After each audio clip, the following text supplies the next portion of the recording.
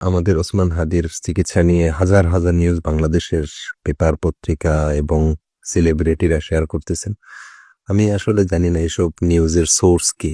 তারা নিজেরাই যে কোনো একটা নাম দেয়, ওসমান হাদির ভাই অমুক তমুক বলেছে, কিন্তু আমার মনে হয় এরকম কেউ কিছু বলে নাই। আজকে দেখলাম নতুন আরেক গুজব, সেটা হলো ওসমান হাদির চিকিৎসা সিঙ্গাপুরে হচ্ছে না, এখানে নাকি চিকিৎসকরা ব্যর্থ হয়েছেন, সুতরাং তাকে যুক্তরাজ্যের লন্ডন না কোথায় নিতে হবে, এরকম কিছু নিউজ আসতেছে। আসলে এরকম কিন্তু কোনো কিছু এখানে কোনো আলোচনা হয়নি।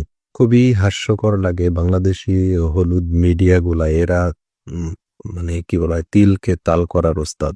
এই যে এখানে ওসমান হাদির চিকিৎসার জন্য এসেছে সিঙ্গাপুর জেনারেল হসপিটালে, এখানে ডক্টররা কখনোই বলে নাই যে আমরা ব্যর্থ, আপনারা অন্য কোথাও নিয়ে যান, অথবা ওসমান হাদির থেকে বা পরিবার থেকেও কেউ বলে নাই যে আমরা চিকিৎসার জন্য অন্য কোথাও নিতে চাই। সিঙ্গাপুর জেনারেল হসপিটালের মানে তারা কতটুকু পারে না পারে সেটা আসলে বলার কিছু নেই। আমাদের দরকার হলো ওসমান হাদি সুস্থ হোক, এটা। কিন্তু এখানে জানা উচিত যে সিঙ্গাপুর জেনারেল হসপিটাল কোন লেভেলের অপারেশন করে, আপনাদের তার একটা নমুনা দিচ্ছি। আজকে থেকে প্রায় 25 বছর আগে 2001 সালের দিকে, তখন টেকনোলজি তো আর অনেক পিছিয়ে ছিল। সেই সময়ে নেপাল থেকে আসা দুইটা বাচ্চা শিশু, গঙ্গা এবং যমুনা নামে দুই বোন, ওদের জন্মগতভাবে মাথা জোড়া লাগানো ছিল, এবং এই মাথা জোড়া লাগানো এতটাই কমপ্লেক্স ছিল যে তারা দুজনে কমন ব্লাড ভেসেল বা রক্তনালী শেয়ার করেছিল, যার ফলে এটা বলা হয়েছিল যে সবচেয়ে ঝুঁকিপূর্ণ অপারেশন। এবং সেই অপারেশন সিঙ্গাপুর জেনারেল হসপিটালের নিউরোসার্জারি বিভাগে সেই অপারেশন করেছে, এবং ডক্টরের ধারণা ছিল যে সেই অপারেশন করতে আনুমানিক 30 ঘন্টার মতো সময় লাগতে পারে। কিন্তু ইন্টারেস্টিংলি যে সেই অপারেশন করতে প্রায় 104 ঘন্টা সময় লেগেছিল। সোমবার দিন সকালে অপারেশন শুরু হয়েছিল, শুক্রবার দিন বিকাল 4টায় শেষ হয়েছিল। পুরা সপ্তাহ ধরে একটা অপারেশনে চলেছিল। তবু সেই অপারেশন সাকসেসফুল হয়েছিল এখানে, যেটাকে বলা হয় পৃথিবীর ইতিহাসে সবচেয়ে দীর্ঘতম অপারেশন। 104 ঘন্টা, আপনি একটু চিন্তা করে দেখেন। এবং সেই সময়ে এই অপারেশন করার জন্য যেসব টেকনোলজিগুলো দরকার ছিল, 3D প্রিন্টিং থেকে শুরু করে যেসব টেকনোলজিগুলো ইউজ করা, বা 3D স্ক্যানার, এরকম বেশ কিছু সবচেয়ে টপ লেভেলের যেসব টেকনোলজিগুলো দরকার ছিল, সেইগুলোও সিঙ্গাপুর জেনারেল হসপিটালে সেই সময়েই ছিল।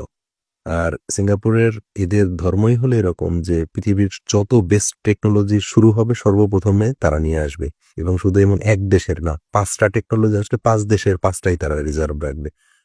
সুতরাং এখানে টেকনোলজির কোনো ইস্যু না, কোনো কিছু ইস্যু না। এখানে ডক্টররা কতটুকু কম্পিটেন্ট সেটা নিয়েও আসলে আমার গর্ব করার বা করার কিছু নেই।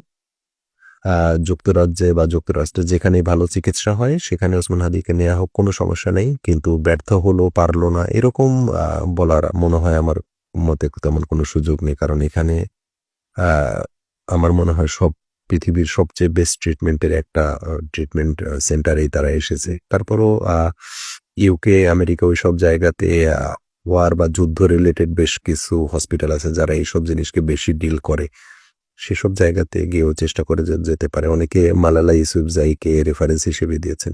প্রত্যেকটা পেশেন্টই ইন্ডিভিজুয়াল এবং প্রত্যেকটা পেশেন্টই আলাদা, প্রত্যেকজনের রোগ আলাদা, তাদের রোগের ধরন আলাদা, সিভিয়ারিটি আলাদা, সুতরাং আউটকাম আলাদা হবে। সুতরাং হসপিটালের উপরে বা ব্যর্থতার উপরে দোষারোপ না করে ওসমান হাদির জন্য দোয়া করেন যেন সে সুস্থ হয় এবং সে রোগ মুক্ত হয়।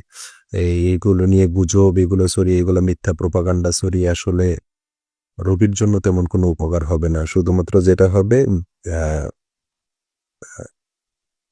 কি বলে এটাকে, গুজব ছড়ানো হবে, যেটা গুজব না ছড়ানোই ভালো।